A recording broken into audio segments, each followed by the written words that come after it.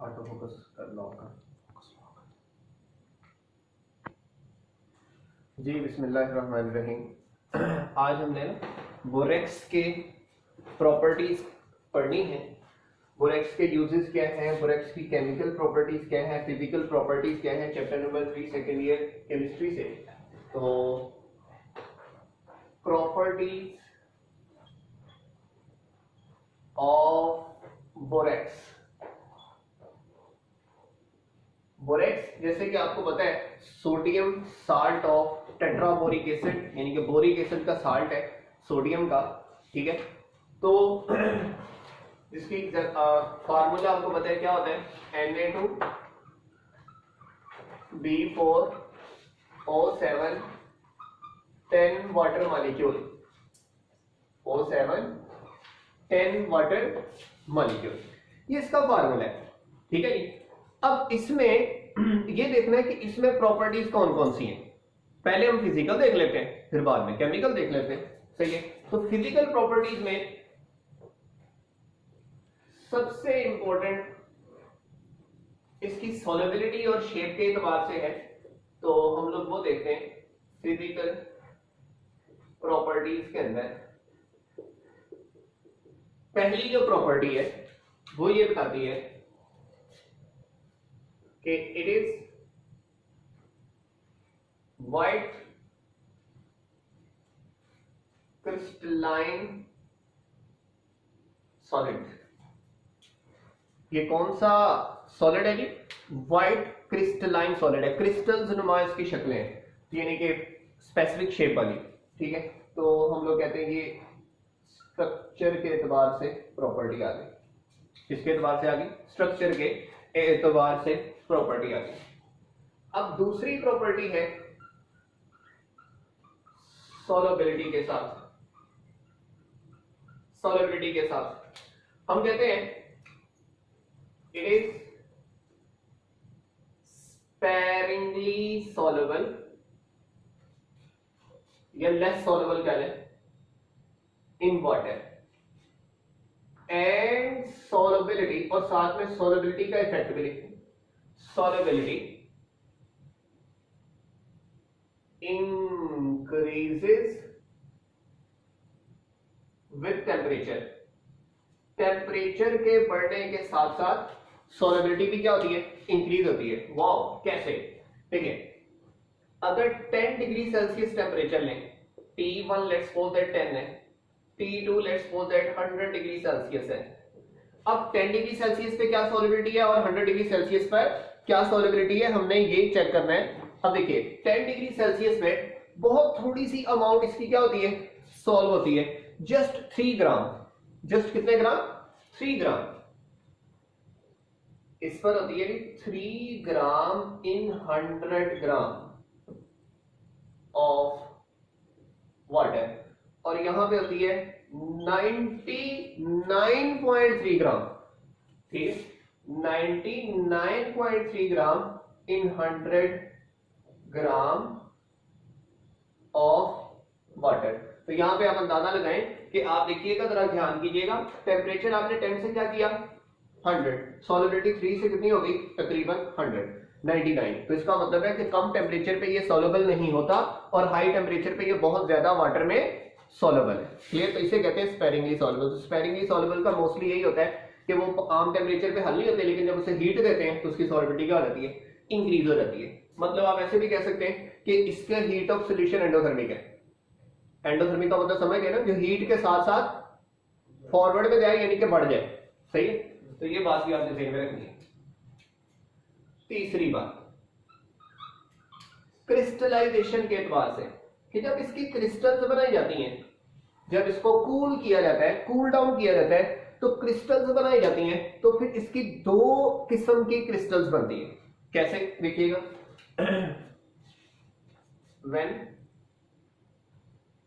Saturated, या असल में मतलब हम सुपर सैचुरेटेड का वर्ड यूज करेंगे, क्योंकि बॉइलिंग पॉइंट पर, हीटिंग पर जितना हल होता है, कूल करने से वो अनडिजॉल्व हो जाता है। Chapter number 2 first year chemistry, crystallization process के हीट करने से हल हो और ठंडा करने से हल ना हो। तो यही है ना देखो ठंडा करने पे हल नहीं हो रहा 3 ग्राम है, और गर्म करने पे ये 99.3 ग्राम है, बहुत ज्यादा हल हो रहा है। तो इसका मतलब है वही प्रिंसिपल जो है वो ये फॉलो करेगा। When saturated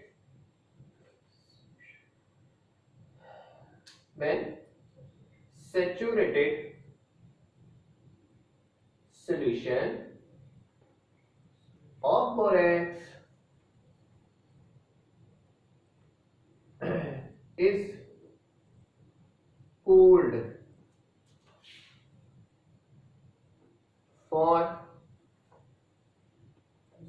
crystallization above 62 degrees Celsius, then octahedral crystals of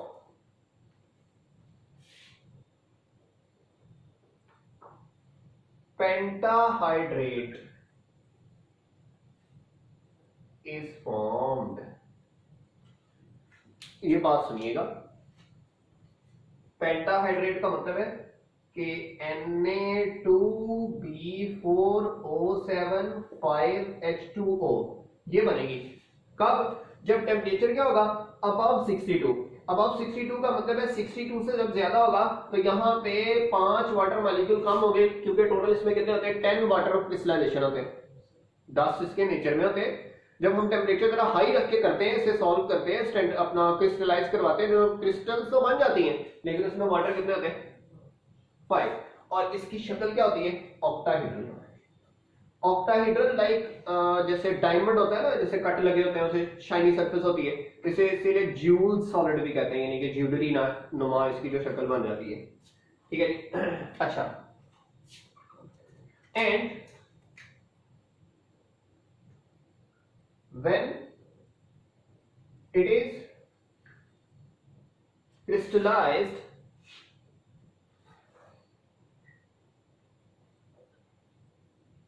below 62 degrees Celsius, then decahydrate is formed। क्या बनता है?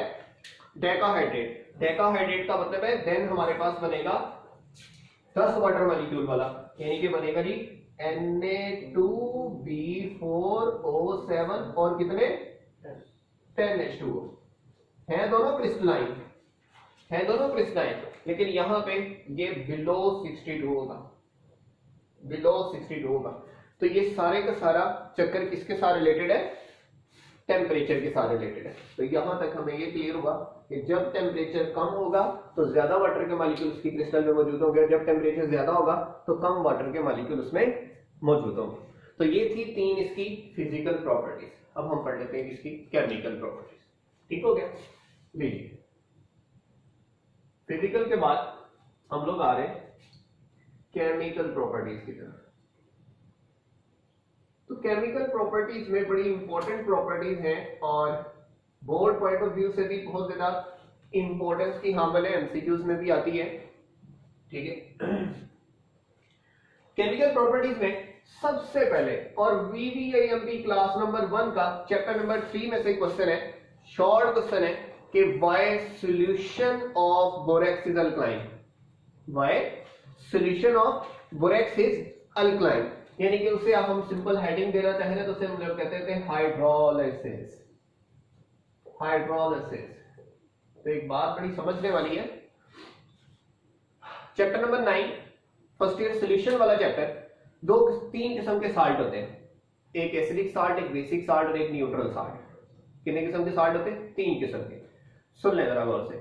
एसिडिक साल्ट में जब साल्ट टूटता है पानी में जाकर तो स्ट्रॉन्ग एसिड बनाता है, वीक बेस बनाता है। स्ट्रॉन्ग एसिड बनाता है, वीक बेस बनाता है, इसलिए ओवरऑल सॉल्यूशन क्या होता है? एसिडिक। ठीक है, मिसाल के तौर पे हमारे पास है कि कॉपर सल्फेट है, पानी में डालेंगे कॉपर हाइड्रोक्साइड बनेगा, लेकिन साथ में H2SO4 बनाएगा, H2SO4 स्ट्रॉन्ग एसिड है। फिर होता है बेसिक साल्ट। क्या होता है?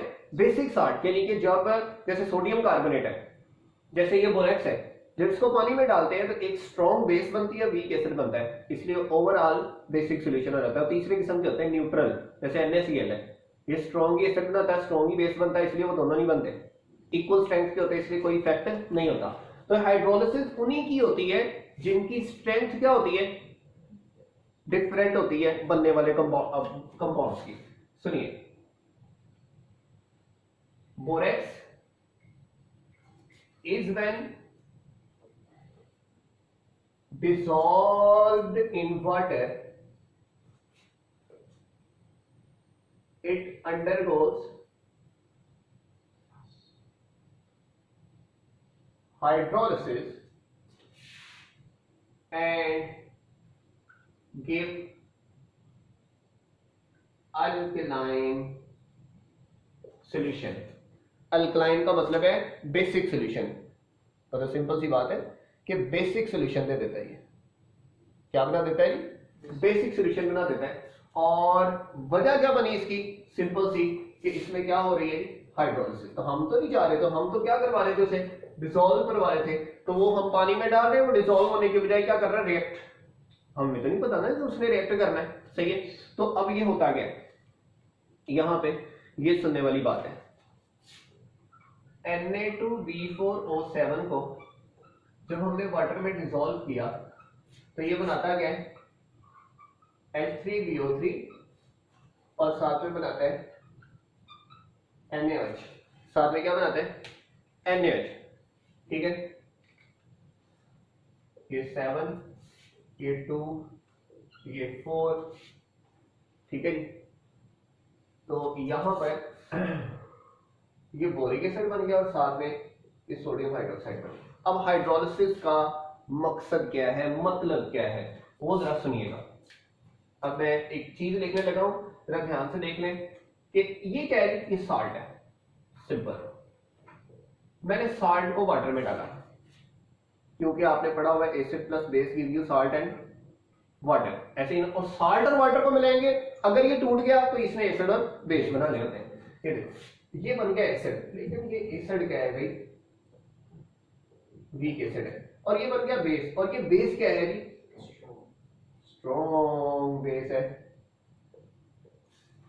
स्ट्रॉन्ग बेस और वीक एसिड का कॉन्सेप्ट सुन ले, क्या मतलब है, देखिएगा।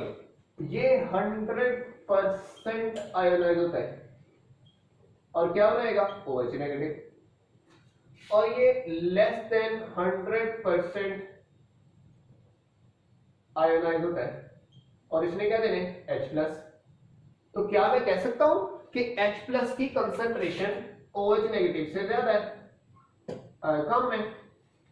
OH नेगेटिव ज्यादा होंगे क्योंकि ये 100% आयनाइज हुआ, तो इसमें से 100% H+ OH बनेंगे, और ये 100% आयनाइज नहीं होता, इससे H+ कम बनेंगे। तो इसका मतलब यहां पे हमें क्लियर हो गया कि ये H+ देता नहीं है सारे, और ये OH सारे दे देता है। तो ओवरऑल सॉल्यूशन में OH बचेंगे या OH बचेंगे। तो इसलिए सॉल्यूशन क्या होगा, जिसमें हाइड्रोक्सिल ग्रुप ज्यादा है। हाइड्रोक्सिल का मतलब है कि वो क्या है, अल्केलाइन है, ठीक हो गया। अल्कलाइन सॉल्यूशन हाइड्रोलिसिस की वजह से बनता है। अब हमने ये समझना है कि ये अल्कलाइन क्यों होता है। पहले तो ये समझे, its solution turn red litmus paper to blue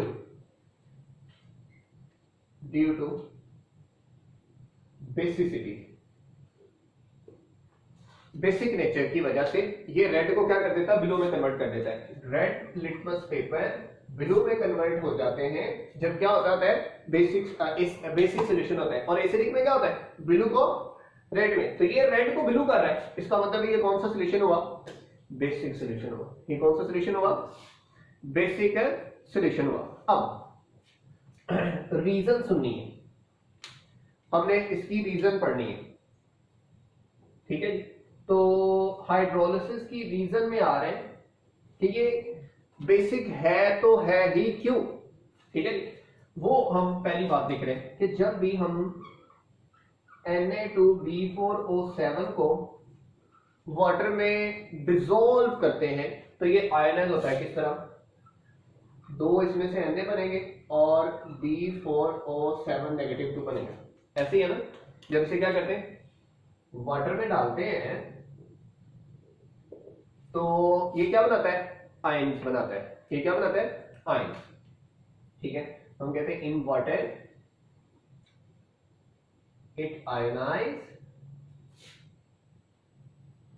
to give sodium and borate ion, ठीक है। B4O7 नेगेटिव आयन, यानी कि हम लोग कहते हैं बोरेट आयन्स बना देता है, ठीक है।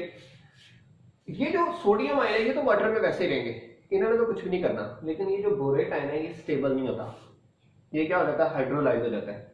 ये क्या हो जाता है, हाइड्रोलाइज हो जाता है। अब सुनिएगा, B4O7 नेगेटिव 2 ये वाटर के साथ मिलता है, ठीक है, और वाटर के साथ मिलके ये क्या बना देता है, ये 7H2O, ये वाटर के साथ मिलकर इधर इसकी क्या होनी है, हाइड्रोलिसिस, ठीक है।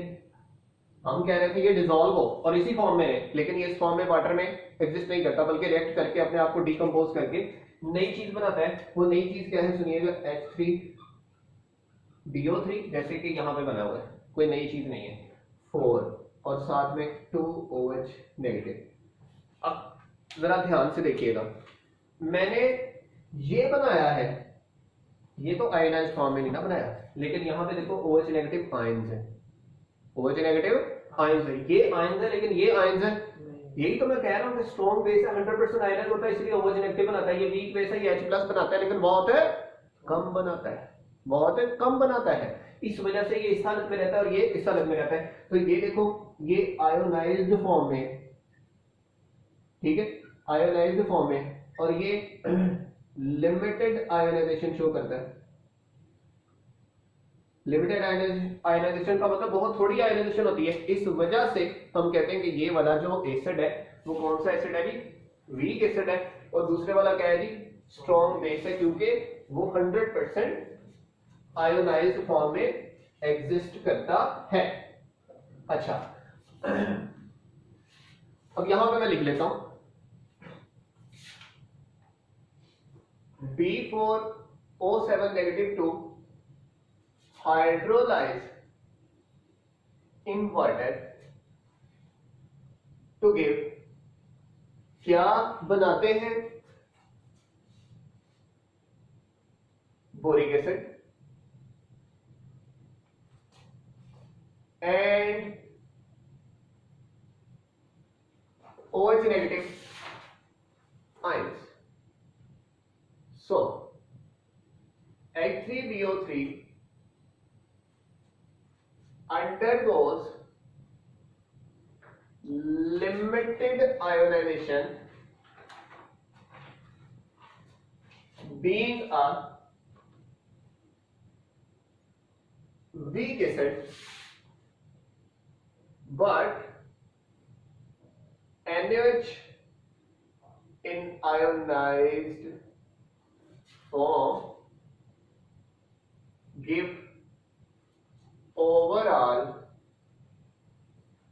basic solution, ठीक है। तो ये है कंप्लीट पैकेज ऑफ आंसर, कि आपने अगर कंप्लीट आंसर देना हो कि वो अल्कलाइन क्यों है और वो एसिडिक क्यों है, तो आप कंप्लीट आंसर यहां से दे सकते हैं। क्या दिया आपने आंसर, कि भाई कि वो जो H3BO3 है, बोरिक एसिड है, वो लिमिटेड आयनाइज होता है, यानी कि नहीं आयनाइज होता। वजह क्या है, वीक एसिड है। लेकिन जो NaOH है वो किस फॉर्म में रहता है, आयनाइज्ड फॉर्म में, इसीलिए ओवरऑल सॉल्यूशन किस फॉर्म में बनेगा, बेसिक फॉर्म में बनेगा। क्लियर होगी बात, ठीक है जी। तो एक और इसका जो है वो इंपॉर्टेंट नोट है, याद रखें, ई-कैट स्टूडेंट्स के लिए बहुत ज्यादा इंपॉर्टेंट है, ठीक है। मैं यहां पे लिख देता हूं कि हाइड्रोलिसिस एमडी-कैट के लिए लिटिल बिट है, क्योंकि उसका जो है वो सिलेबस पे डिपेंड करता होता है कि कौन से जो लर्निंग आउटकम्स हैं वो बनते हैं, उसमें आता है कि नहीं आता। Hydrolysis of Na2B4O7 can be avoided by the addition of glycerine, ठीक है। हम glycerine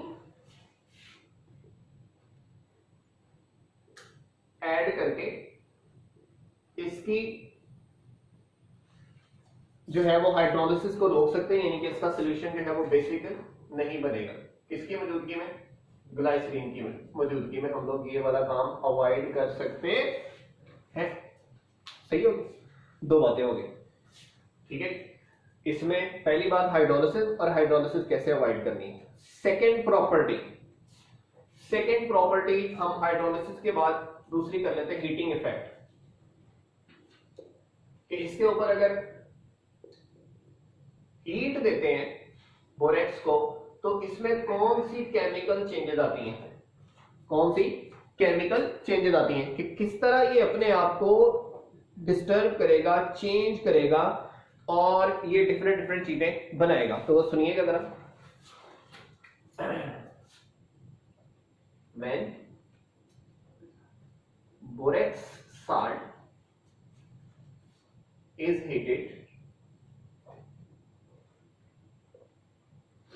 it first swell up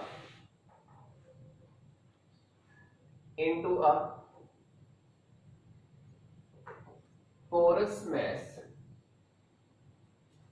due to removal of water.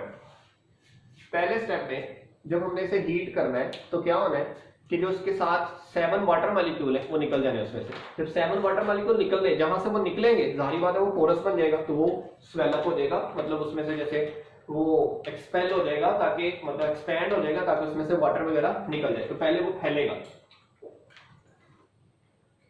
And then melt into a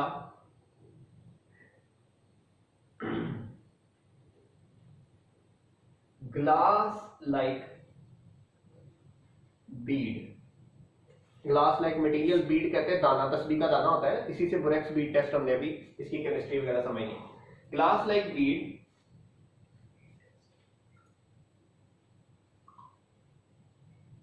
which provide the foundation of borax bead test, because it gives different colors with different metallic cations। ये different cations के साथ different colour देते हैं, तो colour की identification को check करते हुए हम लोग क्या किस चीज पर पहुंचे? बोरेक्स बीड टेस्ट पर पहुंचे। ठीक है, वजह क्या है? ये ग्लास लाइक बीड बन गया है ना। ठीक है, तो अब इसका रिएक्शन लिखते हैं हम लोग, इसे साबित भी कर देते हैं। ये देखिए Na2B4O7, इसको जब हम हीट अप करते हैं, ठीक है, हीट अप करते हैं, एक तो बनेगा ना साथ में Na2B4O7, वाटर वगैरह इसमें से निकल जाएगा। फिर ये वाला मजीद डिके होता है साथ में, ठीक है, वो बनाते हैं NaBO2 और साथ में B2O3, साथ में क्या बनाता है? B2O3। ये है सोडियम, नाम याद कर लें अच्छे से, मेटाबोरेट। ठीक है, और ये वाला है बोरिक एनहाइड्राइड। ठीक है, बोरिक एनहाइड्राइड, मतलब इसे दो स्टेप में भी लिखा जा सकता है, इधर से पहले ये बनाए और उससे आगे ये बनाए। ठीक है, लेकिन वो साथ ही मैंने इकट्ठे लिख दिया ताकि आपको इतना ज्यादा मसला ना हो। अब ये सुने, ये जो सोडियम मेटाबोरेट है ना, ये है ग्लासी मटेरियल, ये है वो कलरलेस मटेरियल। ग्लास लाइक का मतलब क्या होता है? कलरलेस, उसका खुद का कोई कलर नहीं होता, जो कलर मेटल देगी वो ही इसका कलर होगा। तभी तो इसको टेस्ट के तौर पे यूज करते हैं। मसलन आपने किसी भी ट्रांजिशन मेटल जो आपने चैप्टर नंबर 6 में पढ़ी कि वो कलर्ड प्रॉपर्टी रखते हैं, ठीक है, तो उसको आपने देना है, वो कलर चेक करना है कि इसमें से कौन सी है। आपको पता होगा, टेबल में दिया होगा कि इसमें से फलां मेटल ने ये कलर देना है, फलां मेटल ने ये कलर देना है। ठीक है, तो आप लोग उसे बोरेक्स बीड टेस्ट के जरिए कलर की आइडेंटिफिकेशन करके आप लोग डिफरेंट कलर से मेटेलिक के टाइप्स की पहचान कर सकते हैं। तो ये साल्ट एनालिसिस आपके प्रैक्टिकल्स में, जो कि 2021 सिलेबस में एक्सपेक्टेड है कि प्रैक्टिकल्स आपके नहीं होंगे, थ्योरी में शायद ऐड हो, ठीक है, तो यहाँ पे होगा। सही हो गया। ये अलहदा से भी हमने पढ़ना है, क्योंकि ये भी VVIM की क्लास नंबर 1 का शॉर्ट क्वेश्चन ही आता है। एक कि अल्कलाइन क्यों है, और दूसरा बोरेक्स की टेस्ट क्या है और उसकी केमिस्ट्री वगैरह क्या है, ठीक है। तो अब नेक्स्ट है रिएक्शन विद एसिड्स, दूसरा है जी, अब तीसरा है जी reaction with acids.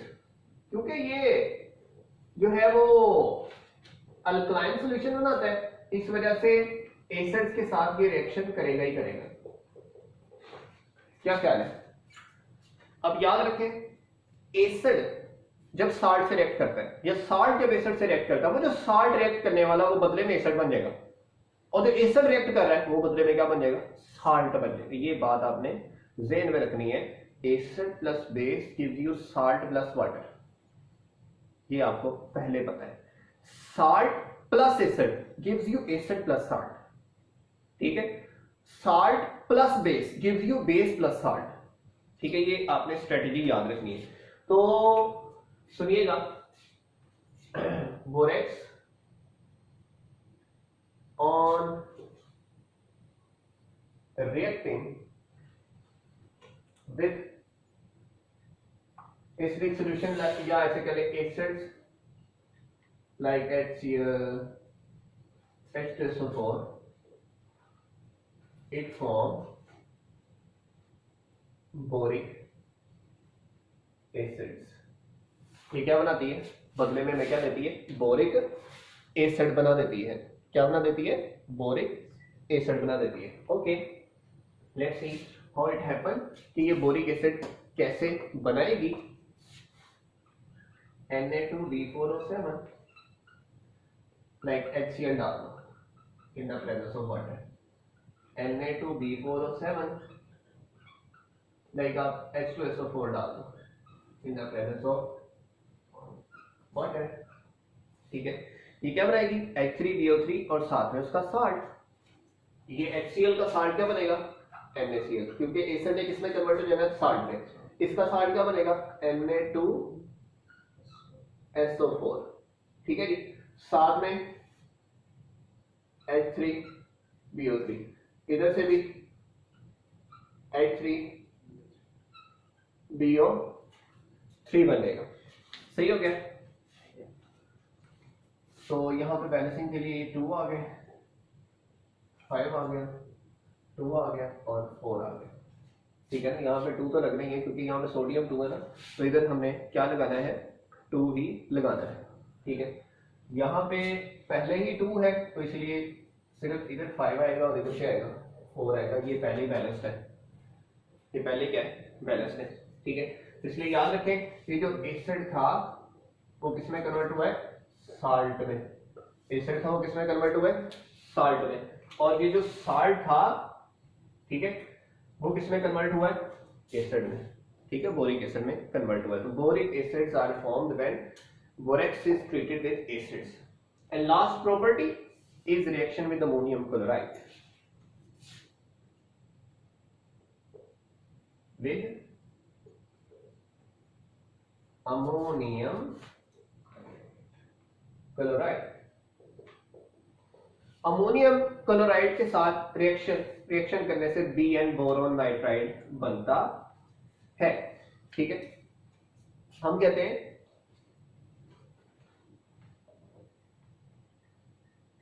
Borax is when treated लिख लें या ट्रीटेड बाय हीटिंग लिख लें या हीटेड लिख लें simple, with ammonium chloride it form boron nitride. ये क्या बनाता है? बोरोन नाइट्राइड बनाता है। डिफरेंट पर्पसेस के लिए यूज होता है, पॉलीमर भी है और वगैरह वगैरह। बोरोन नाइट्राइड बनता है, सही है। मसलन Na2B4O7 साथ में क्या बनेगा जी, रिएक्ट करेगा जी NH4Cl। तो हम लोगों के पास इससे पहले साल्ट बनेगा NaCl, साथ में बनेगा बोरोन नाइट्राइड बनेगा, साथ में B2O3 और वाटर बनेगा। और क्या बनेगा जी, वाटर बनेगा। ठीक है, तो इसे बैलेंस करना है तो यहाँ पे 2 लग गया, यहाँ पे 2 2 और 4 वाटर बनेगा। सही है, तो बोरोन नाइट्राइड इज फॉर्म्ड। ठीक है जी, ये है जी बोरोन नाइट्राइड। क्लियर हो गया? तो ये हमारे पास फाइनल फॉर्म इसकी हासिल हो गई। तो यहां तक थी केमिकल प्रॉपर्टीज ऑफ बोरेक्स। ठीक है, सोडियम बोरो, सोडियम मेटाबोलेट, या उसे हम लोग कह लें डेकाहाइड्रेट या फिर पेंटाहाइड्रेट, दोनों फॉर्म में ये एग्जिस्ट करता है, या एनहाइड्रस फॉर्म में भी एग्जिस्ट करता है। तो चल प्रॉपर्टीज पढ़ी, मैं रिपीट कर देता हूँ। पहली पढ़ी अल्कलाइन इन नेचर यानी कि हाइड्रोलिसिस। तो हमने कहा कि जब ये वाटर में डिसॉल्व होता है तो इसकी क्या हो जाती है, हाइड्रोलिसिस होती है। क्या हो जाती है, हाइड्रोलिसिस, यानी कि वाटर में ब्रेक डाउन होकर ये बेस बनाता है और एसिड बनाता है। और बेस कौन सी बनाता है, स्ट्रॉन्ग वाली, और एसिड क्या बनाता है, वीक। तो इसलिए स्ट्रॉन्ग बेसिक और वीक एसिड की वजह से ओवरऑल ये क्या हो जाता है, बेसिक सोल्यूशन हो जाता है। क्यों, सोडियम सोडियम ही रहता है आयनाइज्ड फॉर्म में, लेकिन जो B4O7 है ये पानी में टूटकर किसमें कन्वर्ट हो जाता है, बोरिक एसिड में, और बोरिक एसिड वीक एसिड है। देन दूसरी हमने प्रॉपर्टी यहाँ पे पढ़ी हीटिंग इफेक्ट। ठीक है, और हमने ये याद रखा कि हाइड्रोलिसिस को अगर बचाना है तो क्या ऐड कर दो उसके अंदर, ग्लाइसरीन।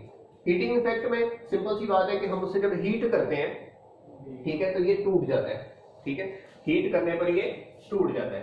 तो जब ये हीट करते हैं तो ये टूटेगा किसमें, ये असल में ये वाला सोडियम मेटाबोलेट है ग्लासी, ये इसका बेसिक रोल है जो ग्लासी मटेरियल बनाता है। लेकिन साथ में जो अपना कलर शो करता है ना, वो ये शो करता है, B2O3 बोरिक एनहाइड्राइड के साथ इसमें रिएक्ट करना है मेटल ने, तो कलर इस वजह से शो होना है।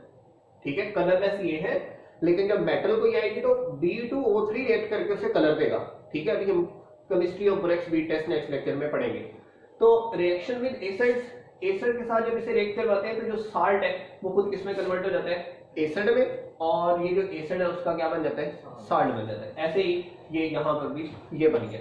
और लास्ट में हमने कहा अमोनियम क्लोराइड के साथ, अमोनियम क्लोराइड के साथ क्या बन गया जी, बोरोन नाइट्राइड बन गया। Thank you very much.